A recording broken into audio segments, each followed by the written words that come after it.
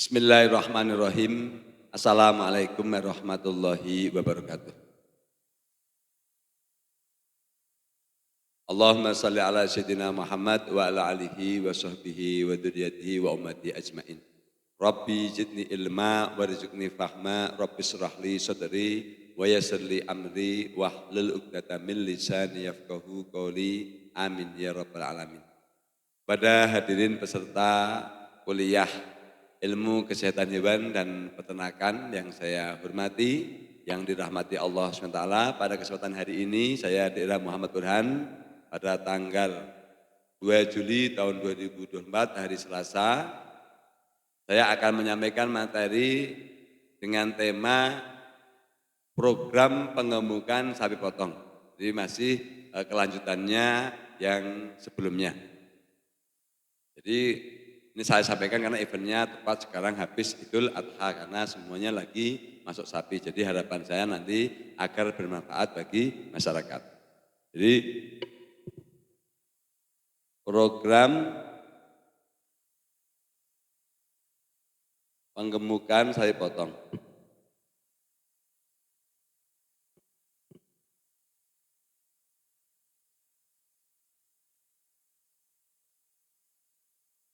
Jadi pertama kali kita menentukan target dulu. Apa targetnya daripada penggemukan sapi potong? Ini target yang akan dicapai satu berarti kenaikan berat badan. Itu pertama kali itu. Jadi apapun kepada tujuannya apa? Naiknya berat badan. Itu adik itu average daily giant, jadi kenaikan berat badan per hari. Kemudian yang kedua adalah target kualitas karkas. Kualitas karkas. 3, kuantitas karkas. Kuantitas karkas. Nah, pertama kali akan saya bahas kenaikan ADG dulu.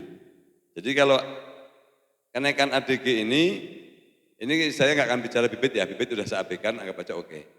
Tapi ini saya bicara artinya bibit yang ada secara umum di peternakan rakyat di Indonesia.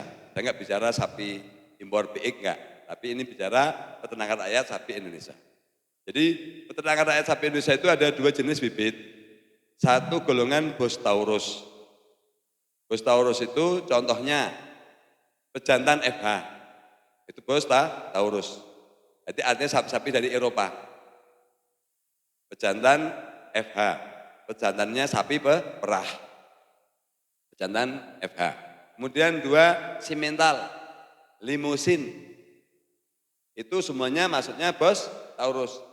Tapi kalau bicara berangus jarang ada sini ya. Jadi saya nggak usah. Angus jarang. Jadi intinya ngomongin kan simental, limusin sama pejantan dari FH. Itu adalah maksudnya Bos Taurus. Itu menjadi bibitnya sapi potong di Indonesia. Kemudian yang kedua adalah Bos Indicus. Contoh PO, perenaan ongol. Kemudian sapi Bali, sapi Madura. Kalau yang umum itu, kalau Bos Indicus, itu memang benar asli tipe pedaging. Peranaan Bali, PO peranaan ongol, kemudian sapi Bali, sapi Madura.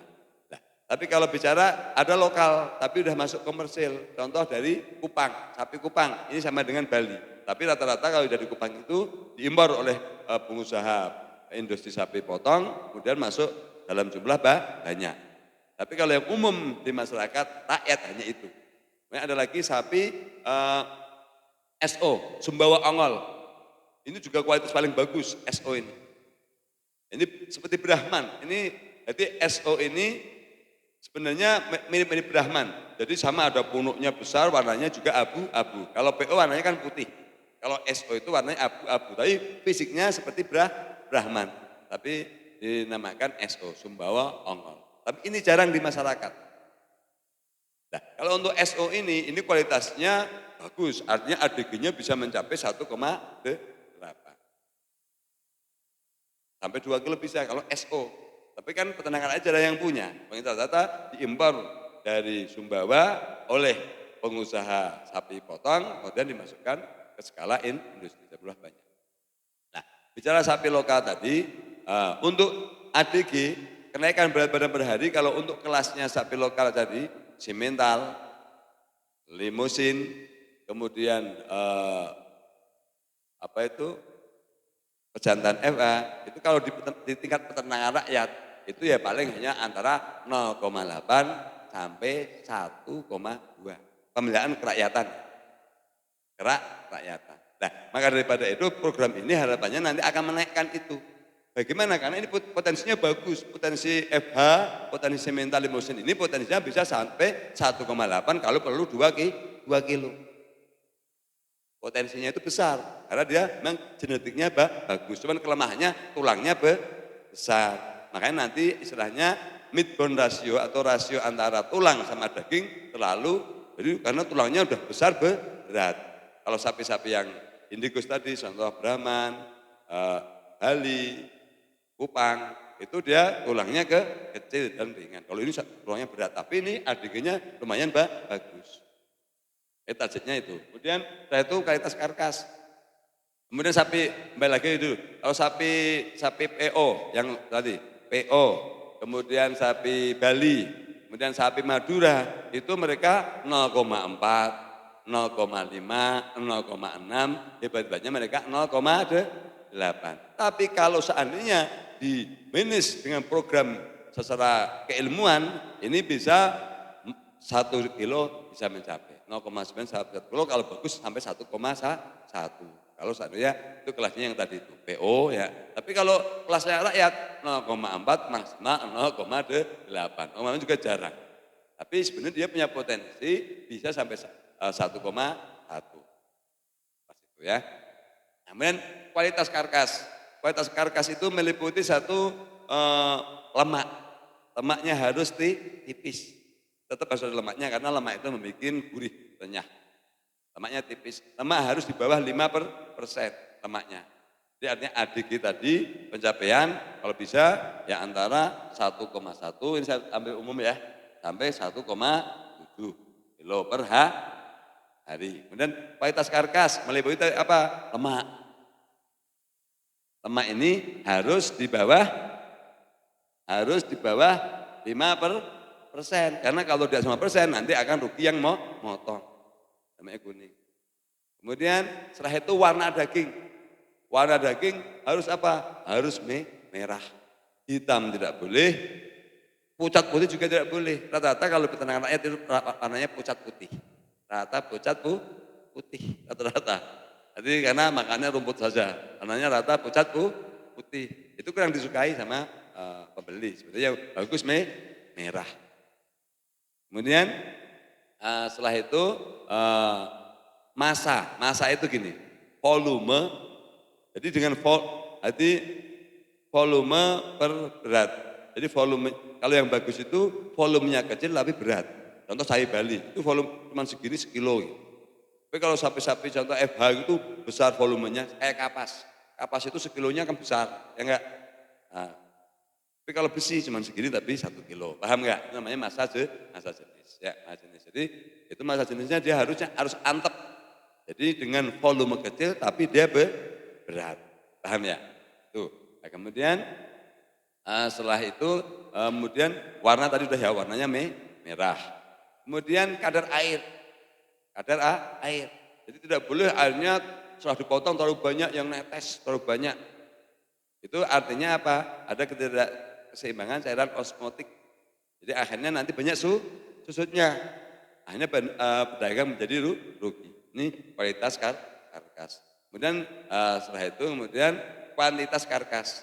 Kuantitas karkas itu ya artinya persentase karkas. Jadi artinya sapi itu kalau biar untung yang jual dan untung yang beli itu karkasnya harus di atas 50%.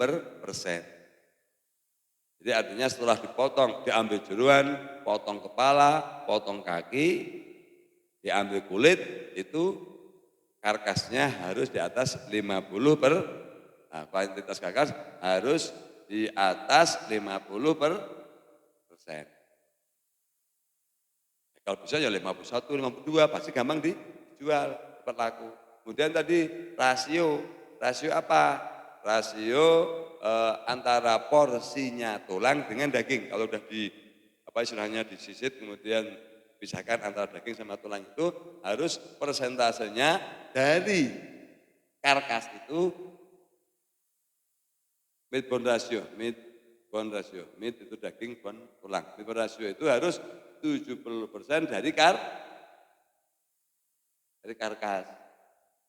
Kan sering saya sampaikan. Jadi contoh katakanlah berat sapi 400 kilo, nah dipotong karkasnya 50%, berarti kan karkasnya 200 kilo, berarti dagingnya harus keluar 140 kilo. Ini baru target ini harus tercapai. Nah, terus ini karena waktunya terbatas ya.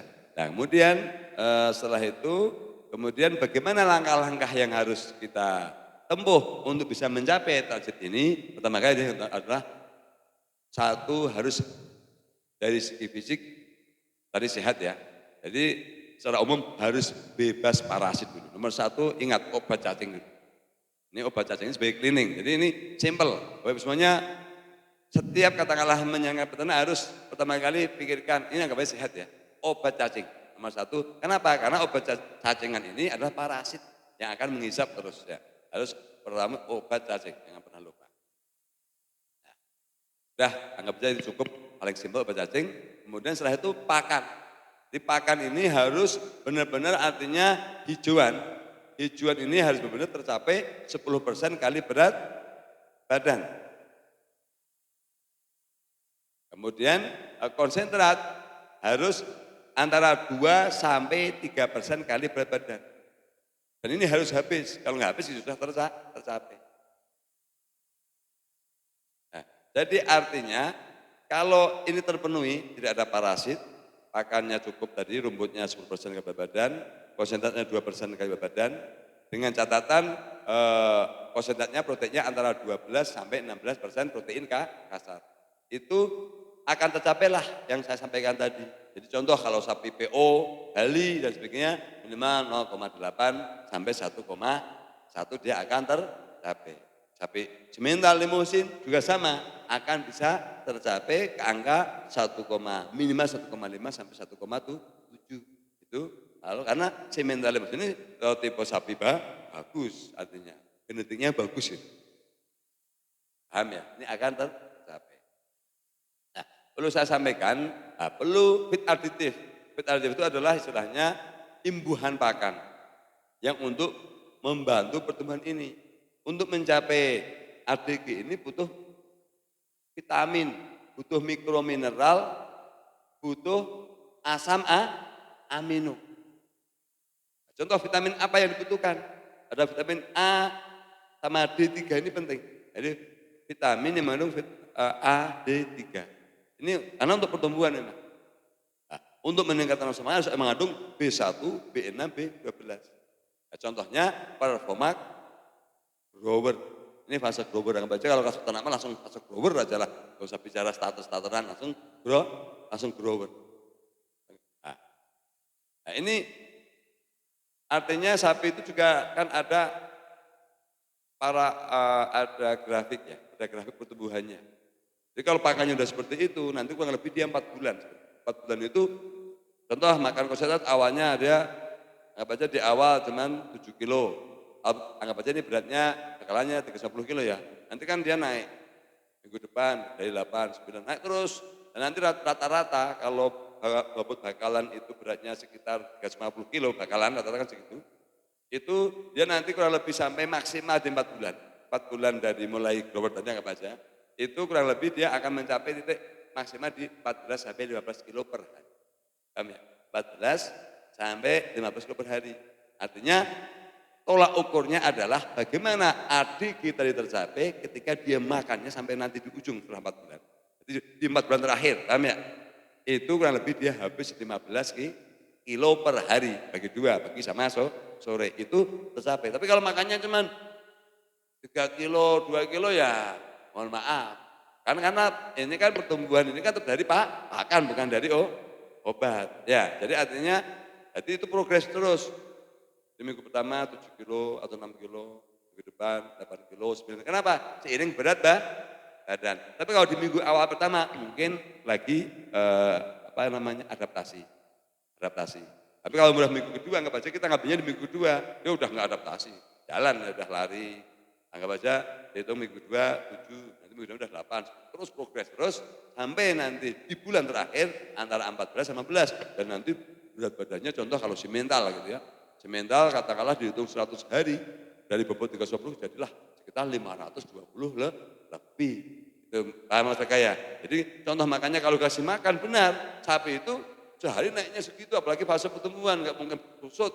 Yang ada naik. Tapi kalau nggak dikasih makan, hidup, tapi akan susut. Oh ini progresif. Progresif, berarti anggap aja ini 0. Ini minggu pertama lah ya. 7 hari gitu lah. Ini kan yang 5 diabaikan karena kan ini adaptasi ya. Terus. Nah nanti anggap aja ini sampai katakanlah 4 ini 4 bulan. Itu nggak usah setahun meliharanya. Tapi setelah itu dia akan linear. Ini ilmu yang perlu disampaikan. Linear, ngasih makan terus, tapi tumbuhnya cukup hanya tidak 1,8 lagi. 1,2, 1,3. Tapi nggak rugi. Tapi setelah hitungan kalau kita semuanya beli ya rugi pakan. Paham ya? Ini akan linear. Kalau susut tidak mungkin, Mas. Linear minimal. Kalau kemarin awalnya udah berat ya tetap dia di situ tetap naik terus, tetap naik. Bisa punya potensi sampai 700 kilo, 800 kilo, bisa sih mental limusin. Hanya rugi di pakan karena kenaikannya udah nggak seperti tadi nggak rataan 1,5 tadi enggak. Paham ya? Udah tinggal 1,2 tapi terus naik terus. Dan nanti akan anti klimak lagi usia kurang lebih katakanlah udah mentok di potensi dia. Contoh udah nyampe 5 kilo udah berhenti dia. Ngasih makan ya hanya untuk hidup. Itu berapa? Kurang lebih ya pemeliharaan katakanlah istilahnya tambah 4 sampai 5 bulan ke sana mentok ya. Makanya udah setahun ya mentok, artinya anggap aja kita akhirnya mengambil setahun. Tercapailah 800 kilo atau 1 ton, mentok selesai. Jadi kalau si mental limusin punya potensi 1 ton punya. Yang penting frame, rangkanya bagus. Tulang belakang panjang, kakinya panjang-panjang, persegi bentuknya itu bisa 1 ton.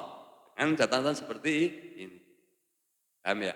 Nah tapi ini tidak bisa hanya main pakan, harus main tetap fit aditif premik, vitamin dan mineral. Contoh performa grower. Ini Bapak Ibu semuanya, jangan hanya saya yang jualan, Bapak Ibu jualan, insya Allah nggak ada yang kapok. Itu kan saya jualan kelas dalam artian umum, contoh ke dokter Budi aja kan langsung jalan terus. Sampai tiap minggu ngambil. Contoh itu kan sama satu-satu kan, kenapa? Tandanya kelas peternak juga merasakan manfaatnya jalan terus. Jadi performa grower ini dipromo. Insya Allah kalau GR itu kan mahal ya, performa grower murah. Tapi memang bagus performa GR. Fortuna juga GR itu yang mahal. Performa grower itu. Jadi dia akan naik. Paham ya? Jadi seperti itu untuk mencapai itu. Nah, kalau untuk idealnya ini dibarengin sama apa? Sama biozim. Apa fungsi biozim? Karena bahan baku pakan konsentrat itu tidak selalu stabil. Bisa bagus, bisa jelek. Apa tolak ukur jelek? Protein rendah, serat terlalu tinggi. Kemudian banyak mengandung jamur hijau aspergillus contohnya. Itu kan menjadi racun. Nah, itu dengan beberapa biozim, biozim ini akan berkanibal membunuh jamur-jamur yang merugikan. Jadi resiko keracunan rendah. Nah, setelah itu kemudian manfaatnya juga biozim ini ya dengan kualitas pakan rendah. Artinya contoh rumput terlalu tua, ini kan susah tercerna. Kemudian konsentrat terlalu kebanyakan onggok dan istilah bungkil sawit yang banyak batoknya. Ini membantu mencerna. Ini fungsi biozim. Hanya cara aplikasinya biozim sama performa ini tidak boleh jadikan berbeda langsung. Jadi Jadi artinya cara ngaduknya, kalau udah bercampur mah nggak apa-apa cara ngaduknya, jangan langsung biozim, promak jadikan satu gini tidak Bu, boleh. Contoh 1 ton, masukin dulu bahan baku pakan, misalnya dedak 150 kilo, masukin biozim, udah muter. Masuk lagi, contoh bunggil kedelai 1 kintal, muter, baru masukin performa grower. Itu kalau udah dalam satu volume tidak ada masalah. Ini saya alhamdulillah mencoba baik di peternakan rakyat maupun di tingkat peternakan komersil industri, ini performa grower dan biozim ini cukup signifikan. Nanti videonya saya kasih. Jadi sapinya menjadi bulat tuh, bulat. Dan ini sapi nanti ukurannya jadi sapi itu jangan lihat bokong, lihatnya dada aja. Kalau bokong mah rata-rata bulat. Kalau dada itu isi lebar, pasti bokong isi. Tapi kalau bokong aja enggak isi, enggak mungkin bokong apa yang namanya dada ngisi. Karena ngisi rata-rata adalah di bokong dulu. Makanya contoh kemarin sapi itu ya mungkin dadanya isi. Kenapa? Karena enggak mungkin dadanya isi, karena bokongnya aja tidak isi. Kalau ukurannya lihat dada aja. Nah, semua sapi yang saya sampaikan tadi, semental, limusin, itu punya potensi lebar dada. Pasti akan ngisi kalau makannya tepat. Cuman itu tadi, hal-hal seperti ini artinya di tingkat peternak rakyat dibutuhkan karena mereka susah untuk berkompetisi sama peternak komersil. Kenapa? Peternak komersil itu satu, dia punya modal bakalan lebih murah. 1 kilo rata 45.000 per kilo. Berat hidup itu, contoh sapi BX gitu. Tapi kalau sapinya kerakyatan gini kan sekilo bisa 65.000 ya kalau habis juta tahakin ya, bakalannya ya. Artinya kan jauh, udah kalah 20.000 per kilo. Kalah 10.000 ya? 20.000 bener, 45 ke 65. Semurah-murahnya dapat harga 60 kalau habis Raya Agung begini, habis Idul Adha. Jadi artinya kan untuk bersaing terlalu berat. Ditambah mereka intens dengan ilmu. Makanya mereka telah memacu peternak rakyat kita, ya untung alhamdulillah peternak rakyat itu kan segalanya gratis. Tenaga gratis, rumput ngambil di selokan untungnya, ya enggak? Rasa untungnya karena semua gratis. Tapi kalau seandainya dia udah skala di atas 10, kan enggak mungkin ngambil rumput di selokan. Pasti dia akan beli. Udah beli mulai kerasa, mulai rugi. Ngambil 10 ekor dia mulai sakit. Inilah butuh ilmu pengetahuan. Nah, nanti ini yang saya sampaikan. Jadi intinya hanya itu tadi, karena kalau dibahas terlalu panjang ya. Jadi minimal dalam sesi ini saya sampaikan program pengembangan sapi ini punya target seperti yang saya sampaikan tadi, yaitu RDG, kualitas karkas, cara pencapaiannya dengan pakan dan feed aditif. Nanti lebih lanjutnya pada kesempatan lain akan saya sampaikan untuk edukasi pendidikan bagi peternak kerakyatan biar bisa berkompetisi dengan peternak komersil. Minimal jangan terlalu jomplang, udah kalah bibit, masih kalah dari keilmuan. Jadi apapun nanti mohon kepada semua peserta apa yang selama ini disampaikan kepada masyarakat melalui media sosial maupun secara langsung biar peternak rakyat kita maju. Terima kasih.